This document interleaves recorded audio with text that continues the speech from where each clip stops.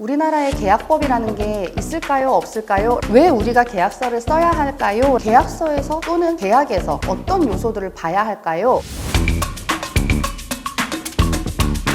네, 안녕하세요. 저는 오늘 프리랜서 계약에 관한 법률 지식을 여러분들께 강의하게 된 김예지 변호사라고 합니다. 만나서 반갑습니다. 오늘 제가 2강에 걸쳐서 계약법에 대해서 여러분들과 강의를 해볼 텐데요. 1강에서는 저희가 이제 계약법에 대한 일반적인 이야기에 대해서 좀 할 거고, 프리랜서 계약서를 여러분들이 받아보셨을 때 프리랜서 계약이라는 이름도 있고 도급 계약이라는 이름도 있고 또 여러분들이 아마 용역 계약이라는 이름도 아주 많이 들어보셨을 거예요. 오늘은 프리랜서 계약의 종류가 어떤 종류들이 있는지 1강에서 보실 거고요. 2강에서는 실제 프리랜서 계약을 같이 보시면서 계약서에서는 어떤 조항들이 어떻게 문제가 되고 그리고 어떤 조항들을 어떤 포인트에서 보셔야 되는지를 직접 말씀드리고, 만약에 분쟁 상황이 발생했을 때 그런 분쟁 상황에 어떻게 대처하셔야 되는지까지 오늘 강의를 하도록 하겠습니다. 먼저 계약법 일반에 대한 이야기를 할 텐데요. 왜 우리가 계약서를 써야 할까요? 라는 이야기부터 간단하게 하고 넘어가겠습니다. 여러분들께서 많이들 오해하시는 내용이 우리나라에 계약법이라는 게 있을까요? 없을까요? 라고 제가 여쭤보면 많은 분들께서 계약법이라는 게 존재한다고 생각을 하세요.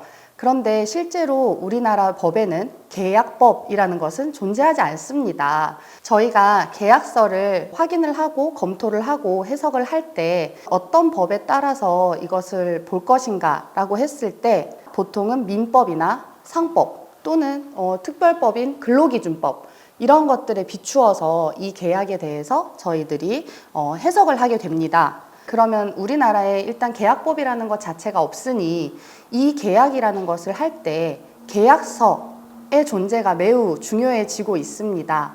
왜냐하면 법이 있으면 법에 따라 해석을 하면 되겠지만 계약법이 없으면 계약서에 따라서 양 당사자가 어떤 내용으로 합의를 했는지를 저희가 해석을 할 수밖에 없는 것이죠.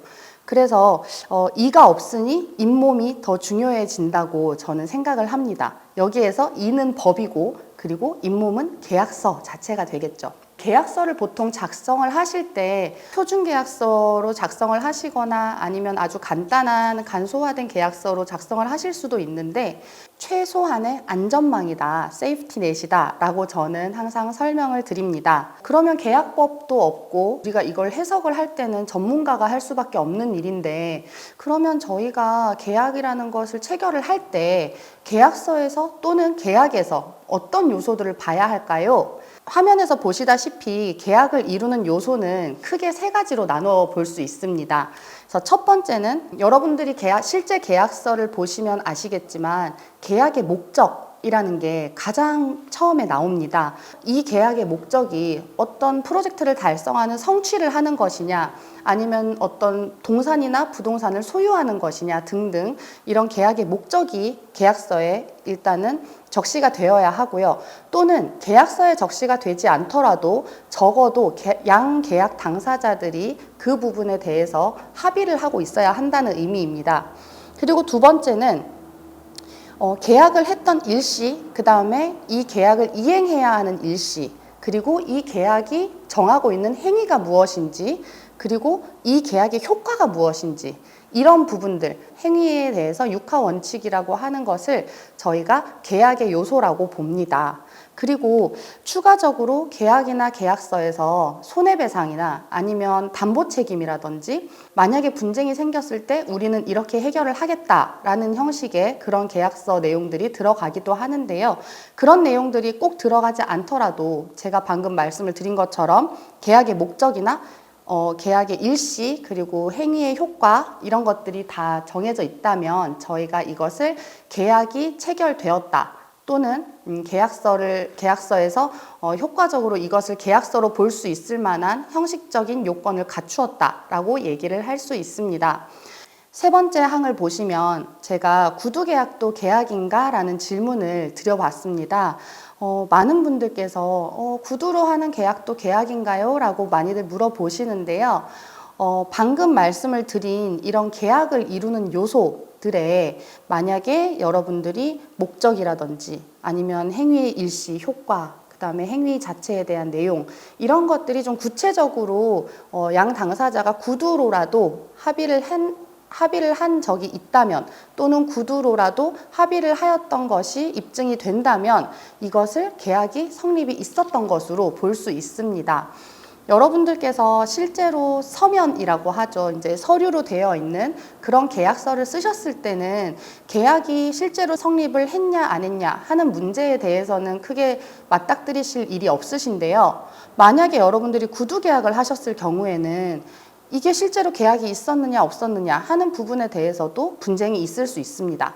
그럴 때 이제 여러분들은 강의를 들으셨으니까, 우리가 이야기를 나눌 때, 구두로 이야기를 나눌 때 계약의 목적, 그리고 언제까지 이 프로젝트를 할 것인지, 내가 해야 되는 행위는 뭐고 당신이 해야 되는 행위는 뭔지, 그리고 이 프로젝트가 마무리되면 어떤 효과가 양 당사자에게 있는지, 이 정도가 구체화되어서 양 당사자가 구두로 합의를 하였다면 이것 또한 계약으로 볼 수 있는 것입니다. 그래서 여기에서 제가 이제 드린 질문으로 구두 계약도 계약인가 하는 부분에 대해서는 yes라고 말씀을 드릴 수 있습니다.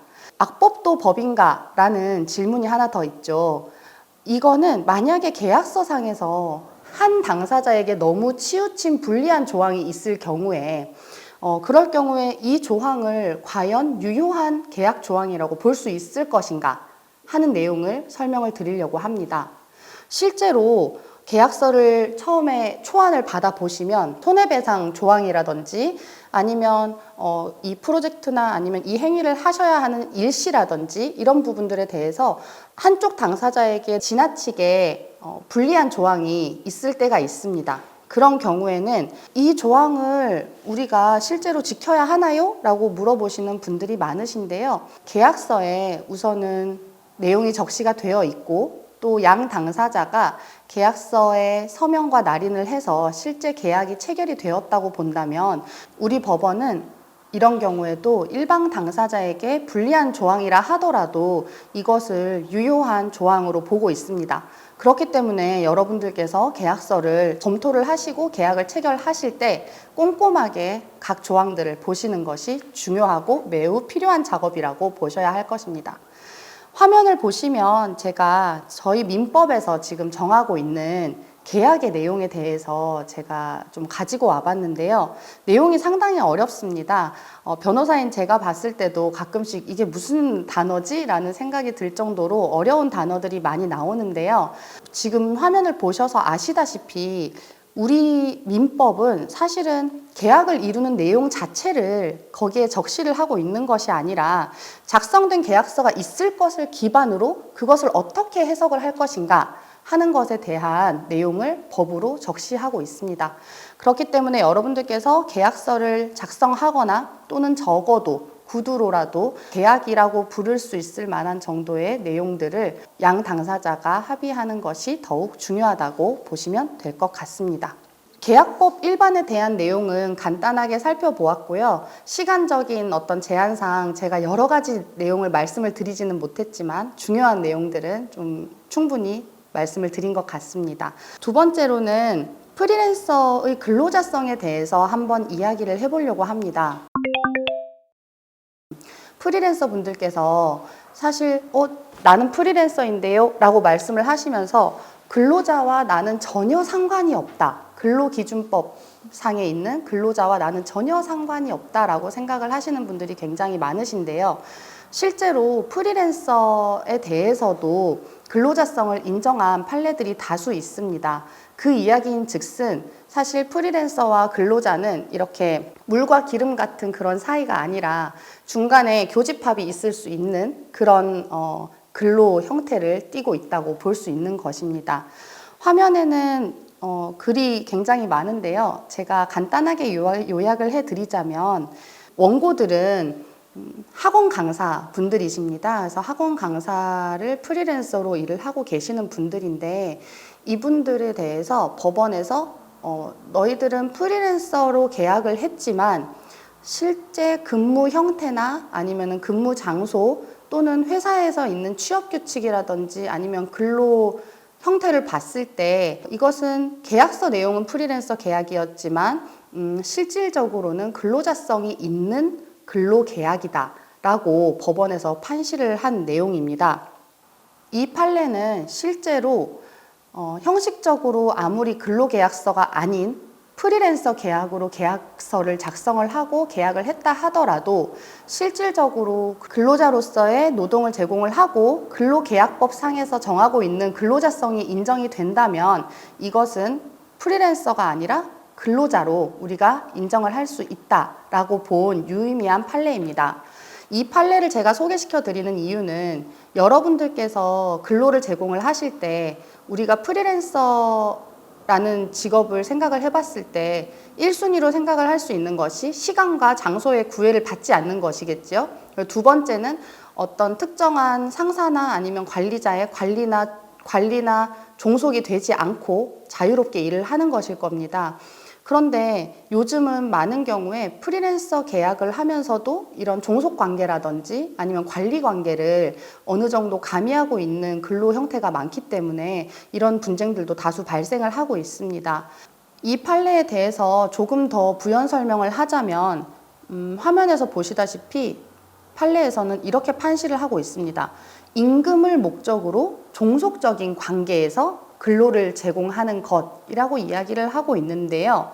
여기에서 종속적인 관계라고 했을 때 여러분들이 생각하시는 그런 아주 대단한 종속적인 관계가 아니라고 할지라도 이 판례에서 보시는 것처럼 주된 업무, 즉 학원 강사로서 레벨 분반을 어떻게 할 거냐, 강의 커리큘럼을 어떻게 짤 거냐, 강의 진도표를 어떻게 만들 거냐, 이런 것들을 학원과 상의를 해야 하는 점, 학원 강사로서 주된 업무를 할 때 늘 종속된 관계에서 일을 해야 된다는 그런 생각이 들거나 또는 부수적인 업무, 여기에서는 예로 든 것이 학부모와 상담 방법, 기간, 상담 후 조치에 이르기까지 매우 세세한 부분까지 이런 것들까지 누군가가 대신 결정을 하거나 또는 보고를 하시거나 아니면 결제를 받아야 하는 상황에 있으셨다. 그렇다면 이런 부분들은 충분히 우리가 종속적인 관계라는 것을 인정할 수 있다고 볼 수 있습니다. 그리고 이 종속적인 관계에서 중요한 것은 사실은 업무 수행 과정에서 지휘 감독을 할 수 있느냐 하는 점입니다. 그래서 여러분들이 요즘 상주하는 프리랜서에 대한 질문들을 아주 많이 해주시는데요. 실제로 프리랜서는 원칙적으로 상주하지 않는 것입니다. 왜냐? 프리랜서들에게는 시간과 장소에 구애받지 않고 일을 할 수 있는 자유가 있기 때문입니다. 그래서 여러분들께서 상주하는 프리랜서 계약을 하실 때 과연 이것이 방금 판례에서 말한 종속성 또는 업무 수행에서 지휘 감독을 할 수 있는 가능성이 있는가 하는 부분들을 여러분들께서 좀 유념해서 보셔야 할 것 같습니다. 여러분들께서 여러분들의 권리를 주장을 하고 프리랜서로서 내가 주장할 수 있는 요건들을 여러분들께서 주장을 하기 위해서는 프리랜서도 근로자로 인정을 받을 수 있고 또 근로자도 프리랜서로 인정을 받을 수 있는 이런 상관관계가 있다는 것을 좀 알아두셨으면 좋겠습니다. 그리고 1강의 마지막으로 이제 용역계약과 도급계약, 프리랜서 계약 이 여러 가지 이름을 가진 계약서 또는 계약들의 차이점에 대해서 제가 간단히 말씀을 드리려고 해요. 여러분들께서 이런 질문들을 많이 하세요. 계약서 이름을 어떻게 작성을 해야 하나요? 또는 계약서를 받았는데 어떤 회사에서는 용역계약서라고 줬고 어떤 회사에서는 프리랜서 계약서라고 줬습니다. 무엇이 프리랜서에게 더 유익한가요? 또는 유리한가요? 아니면 어떤 내용이 프리랜서에게 불리한가요? 라는 질문을 많이들 하십니다.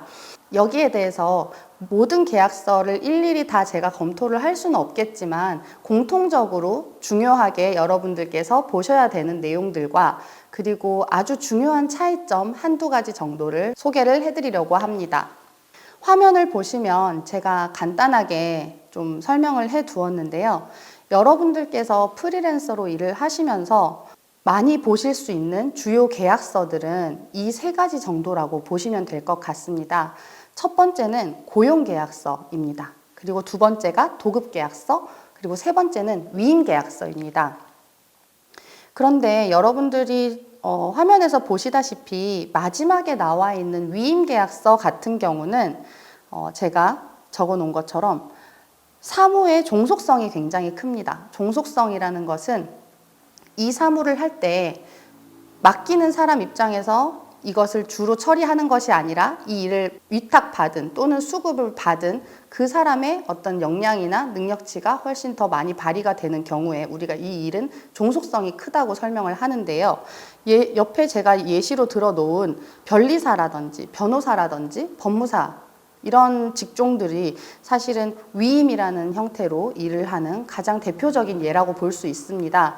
그렇다 보니까 사실 많은 프리랜서 분들이 위임 계약서라고 하면 좀 낯설어 하실 수도 있고요. 실질적으로 많이 사용되는 계약서 형태는 아닌 것으로 보입니다.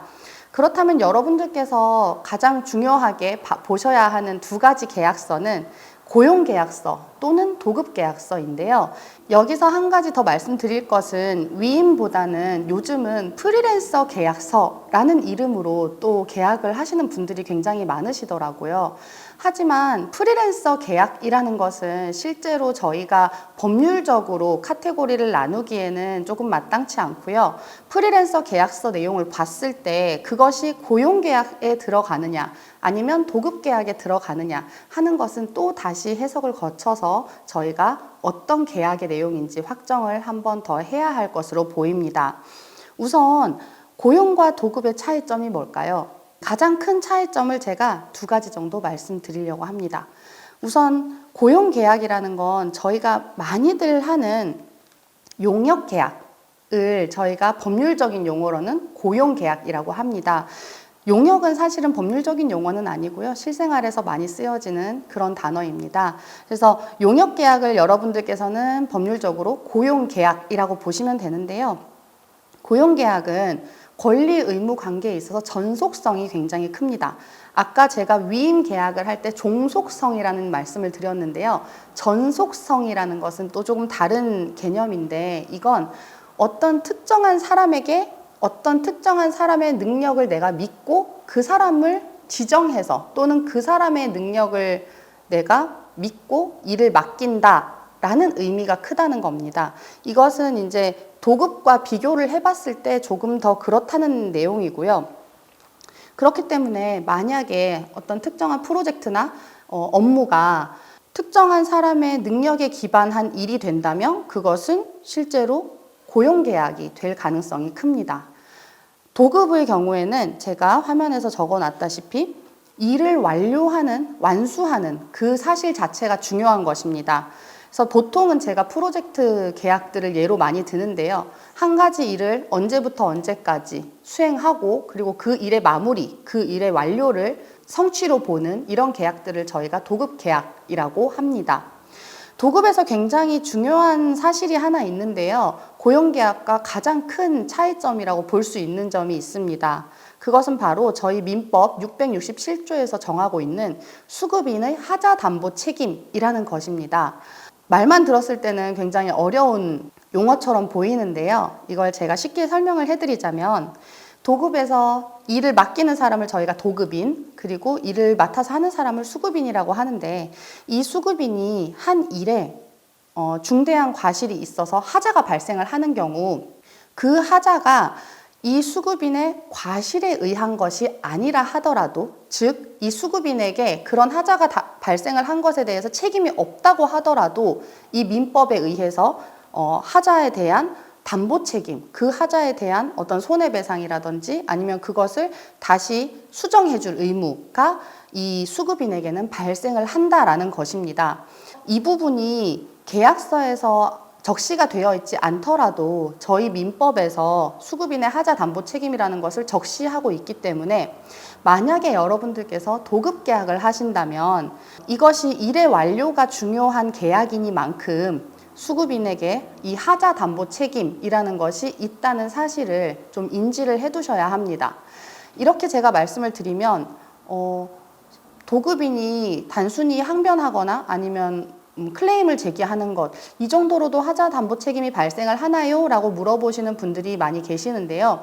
아까 말씀드렸다시피 이건 법에서 정하고 있는 이런 하자 담보 책임이라는 것은 수급인의 무과실 책임이긴 하지만 수급인이 이 일을 진행을 함에 있어서 중대한 어떤 문제를 일으켰을 경우 또는 중대한 하자가 발생했을 경우 이런 경우에 인정되는 것입니다. 수급인의 하자 담보 책임에 대해서 예를 하나 들어드리겠습니다. 가장 많이 문제가 되는 것이 여러분들 많이들 아시는 인테리어 또는 건축 계약에서 이런 하자 담보 책임이 굉장히 많이 발생을 합니다. 예를 들면 이런 거예요. 저희가 인테리어 시공을 하면서 뭐 샤시라든지 아니면 바닥이라든지 아니면 도배라든지 이런 부분들을 스펙을 다 정해줬고, 그리고 또 이런 시공을 하는 방법이나 이런 부분들에 대해서 충분히 계약을 할 때 양 당사자 간의 합의가 있었다고 가정을 해봅시다. 그런데 짠 하고 우리가 결과물을 봤더니 내가 원했던 그런 스펙의 그런 자재물을 쓰지도 않았네. 그리고 도배라든지 이런 부분들이 너무 엉망이네. 그 엉망이라는 것이 뭐 아주 약간의 그런 하자를 이야기하는 게 아니라 뭐 들뜸이 너무 많다든지 아니면 실크 벽지를 했는데 종이 벽지로 발랐다든지 뭐 이런 예들을 저희가 들 수 있습니다. 그래서 우리가 어떤 일을 할 때 또는 어떤 일을 맡길 때 이 일의 목적이나 또는 이 일을 완성하는 데 있어서 하자라고 볼 수 있을 만한 점들이 발견이 된다 하면 사실 이 도급 계약에서는 하자 담보 책임이 인정될 가능성이 높기 때문에 이 도급에서는 수급인의 하자 담보 책임이라는 조항에 대한 개념을 알고 계시고 각별히 유념을 하셔야 될 것 같습니다.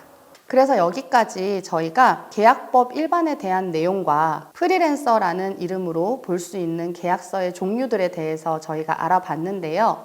이제 이 강에서는 실제 저희가 용역 도급 계약서라는 것을 한부 보면서 제가 어떤 조항들이 계약서에 들어가 있는지, 그리고 어떤 조항들을 더 꼼꼼하게 보셔야 하는지를 좀 더 설명드리고, 그리고 실제로 분쟁이 발생을 했을 때 어떻게 대처를 하셔야 하는지를 좀 더 설명을 드리고자 합니다. 감사합니다.